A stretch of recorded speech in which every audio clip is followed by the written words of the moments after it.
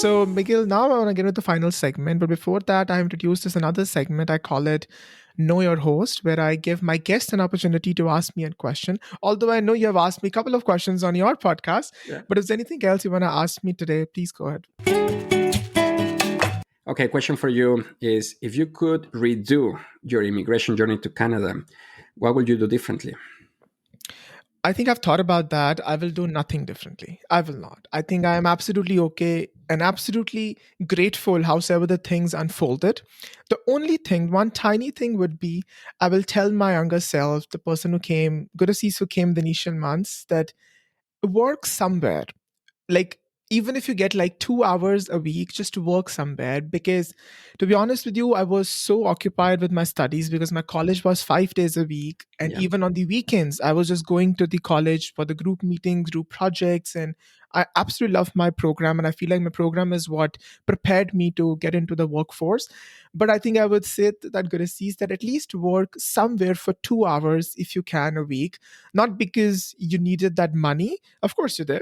Who doesn't need more money? Uh, But just I think it allow me to build that little bit more connections. And I think you also feel a bit of more groups you kind of be part of. You feel more belonging, I feel like. So that's why yeah. that's what exactly I would say. But otherwise, I'm absolutely happy with how several things unfolded. Yeah. I love that. It's something that is more like a community as well, comparative community and Yeah, networking. And yeah, I love that. exactly. Perfect. So now we get in the final segment of the podcast. I call it Beneath the Accent. I'm going to ask a couple of questions. You can answer them in Yes, one word or a sentence or however you feel like. The idea is just to know more about you. So, ready? ready. So, my first question is, what advice would you give to your younger self and at what age? Let's keep it within the last chapter of my life, which is the Canadian chapter, Hmm. because I have many tweets or many messages that I would like to send myself, my younger self, and I will say, vulnerability is a superpower.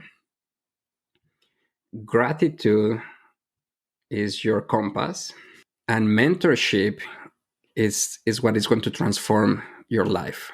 So keep it short, and I can expand, but I will say, yeah, focus on being vulnerable, asking for help.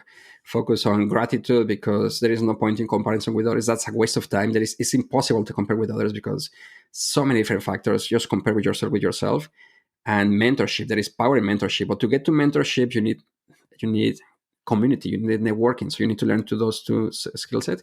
Oh, and lastly, the skill that is going to change your life is to master information interviews. So that part is like, if you can focus on mastering information interviews, then you're going to be really good at networking. Then you're going to be really good at community. Then you're going to be really good at mentorship, at navigating either job promotions or opening businesses, you name it. Mm, great answer. And what advice would you give to your, not advice, like what would you like to say to your 60-year-old self? Oh, I have questions for my 60-year-old self. Yeah, I will say, how did you find harmony? Because the question, why I have that question, for me, harmony is success. For me, like, success is not financial. Like, that's an outcome, that's a symptom, that's something that happens just because you're focused on the right things. But harmony is in this world where there's so much and so much distraction and so much flashiness and things that are quite golden and distracting you from what is important. Yeah. Harmony is like doing the right things at the right time and giving the right mindfulness. Hmm. So, for example, being a father, being a husband, being a business person, being an employee, being a friend, being a brother, like putting all of that into the right moment, right time, and the right mind, like the right share of wallet in your mind, kind of thing. So it's sometimes it's almost impossible. Sometimes it's like, Mm. oh, you need to sacrifice something for other things. So, but no, Yeah. harmony is huge. So again, how did you got to that? Because I'm envisioning my 65 or older self I was able to accomplish. So it's like, how did you get there? Like, what were the steps? Like, tell me more about it. I just need to do it now, no? Because I'm so. Sometimes I get myself into like I want results fast. I want the microwave solution. It's like just 30 seconds and I'm there. But no, it's like what can I do? Because that comes with discipline. That comes with mindfulness. That comes with oh again, another episode on let's talk about harmony. But by that age, I feel like you would be able to learn how to tackle all that, right? But keeping that Yes. in mind, what would you say? Like if it's not a question, but like a statement to your 60-year-old self, what would you say? Oh, okay. I will say, did everything I do was worth it?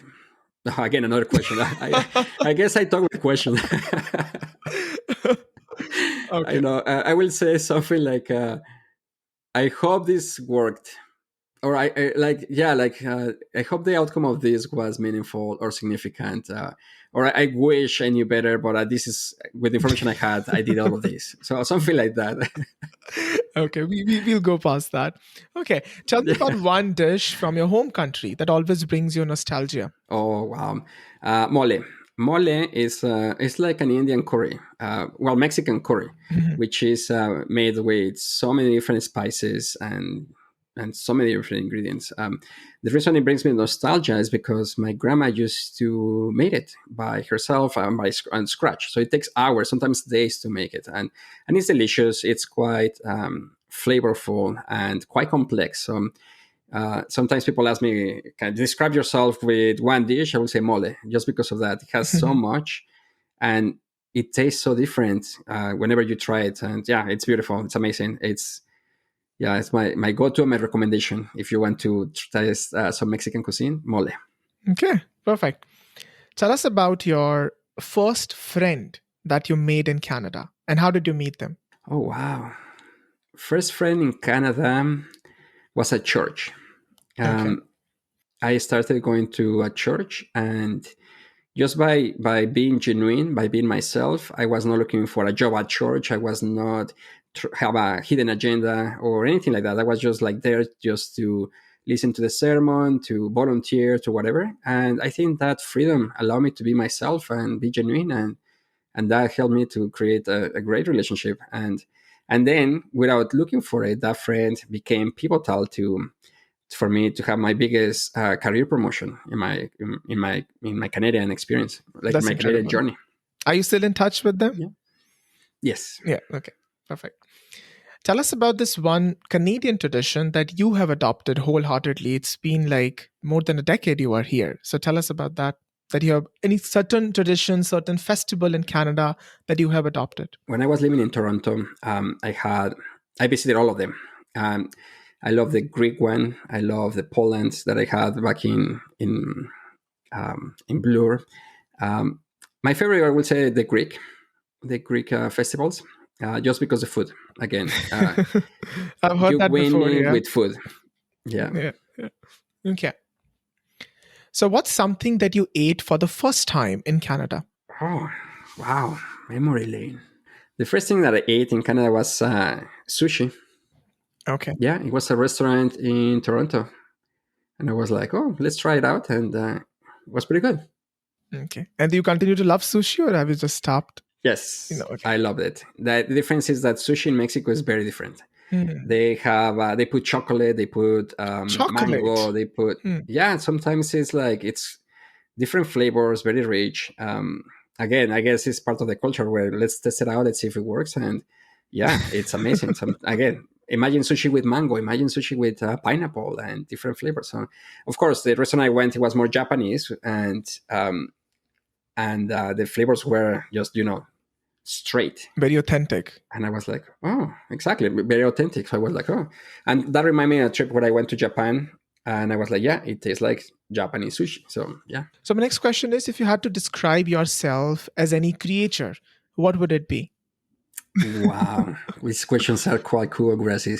If I can describe myself as any creature, I will say it's a combination between a dolphin and a turtle. Why? Why? I know a dolphin is quite smart, fun, and social. A turtle is more like introvert but very wise. So I guess that will be a perfect description of what I am. Very unique answer I've got. Okay. If you had to create this one law that everybody has to follow, what would it be? I will reuse a commandment from a religion, which is love others as much as you love yourself. Hmm. And I think that it's if people were able to do that, or if people did Mhm. that, there, in my opinion, there will not be wars. There will not be issues because if I love you as much as I love myself, which a lot of people love themselves a lot, Mhm. then we will live in a world full of love. Yeah, absolutely. Great answer. So describe Canada in one word or a sentence. I will say Canada, it's a lovely struggle once you make it. Absolutely. Yeah, I Yeah. can relate. Yeah.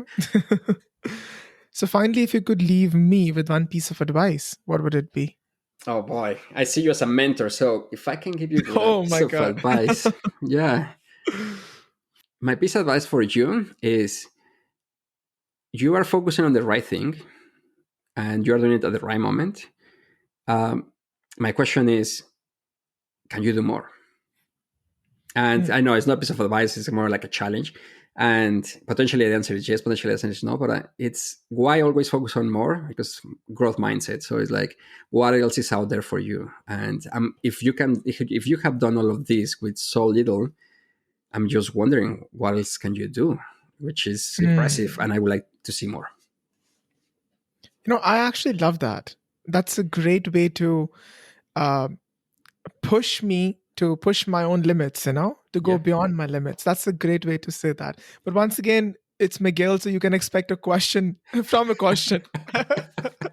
you're That's so an right. interesting Like point. it's funny because my mind goes to the questions. I don't know why, but you're right. Like growth is found outside comfort zone. So if you are Yeah, comfortable right now, awesome. If you want to be comfortable your life, awesome. But if you want to grow, let's get uncomfortable. And outgrow. yeah, Yeah. so of course, like it's pushing the limits. Awesome. So finally, how would you describe your experience of being on this My Tech Accent podcast? My own experience being here, I loved it because I have never shared so many different things I talk with you. It's one of those things where it was also, I felt therapeutic in a way. I felt therapeutic in a way because some of those questions were like, oh, you're right. Like, I think now everything connects. Like, the reason what I want to help people, the reason that I do this, like, everything had a reason. So, going back to the question of if you didn't want to change anything, the answer is very similar to me because I didn't want to change anything just because my struggle became my journey, and now I'm helping people because of that. If my journey was perfect, I will not be helping people. So maybe Mm, there was a way, and there is a why, and there is a way of all of this. The importance of it. So yeah, it's one of those things that is like everything has a purpose, yeah, and for people like you, I'm very happy that you are listening to the message in a way that you're listening to yourself, like you're listening to inner God, and say like, yes, let's do it. So yeah, I'm super happy. And for me, being in this podcast has opened my eyes to be like, maybe I can do more. Maybe I should be doing more because just following, just looking at your example is like, oh wow, yeah, there is so many ideas I can do better. yeah. Well, that's amazing to hear. Thank you. Thank you for being on the podcast and adding value to my listeners, Miguel. Thank Oh, you. thank you so much for inviting me. Thank you, thank you.